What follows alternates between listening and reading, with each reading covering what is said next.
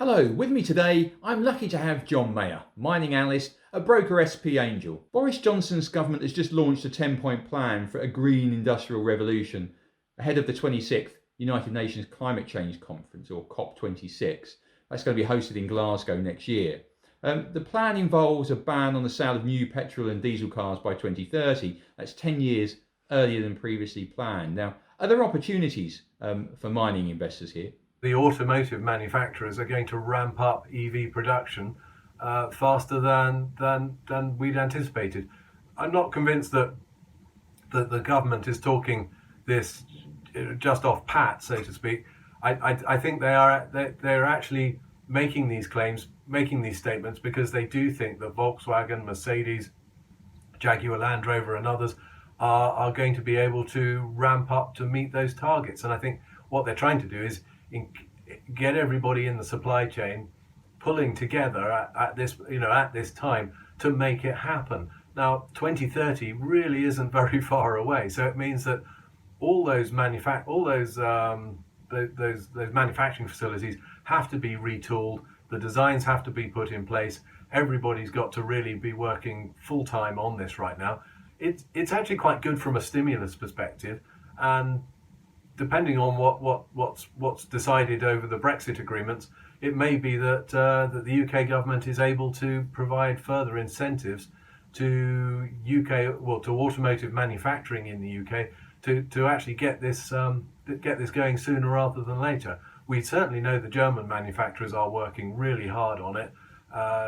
Volkswagen looking at $50 billion worth of expenditure, or some sort of number like that, to retool just about everything that they're doing. So it is happening. There's no doubt about it. My personal view is that I think one should wait a little while because the quality of the batteries is improving very, very fast. And every time I talk to one of these battery companies, it seems that they're able to increase the capacity and reduce the charging times over the next few years. So I'm just holding on a little bit myself before I look to acquire one of these vehicles. But certainly they're going to be fantastic because the maintenance will be less, the reliability should be much better, they'll be quieter, they'll be much cheaper to run, and just basically more efficient. So bring it on. Is it too early to buy mining stocks to play this theme? No, not at all. I think this is absolutely the time to buy into these companies because the run is only just started. I mean, lithium prices have only just started to twitch a little higher. We saw neodymium and praseodymium prices only very recently start to move up when the UK government announced the Dogger Bank wind farm go ahead.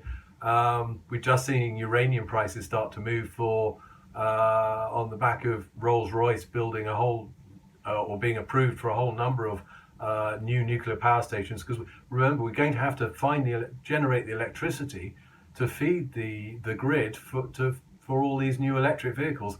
And not only do we have to generate that electricity, but we've got to connect everything up as well. And it's just going to take that will take uranium, it'll take wind farms, which require neodymium and praseodymium and steel and nickel.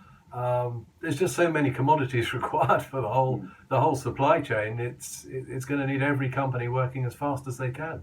Is there one that stands out for you? Well, in the junior space, there's quite a few. I mean, I have my favourites.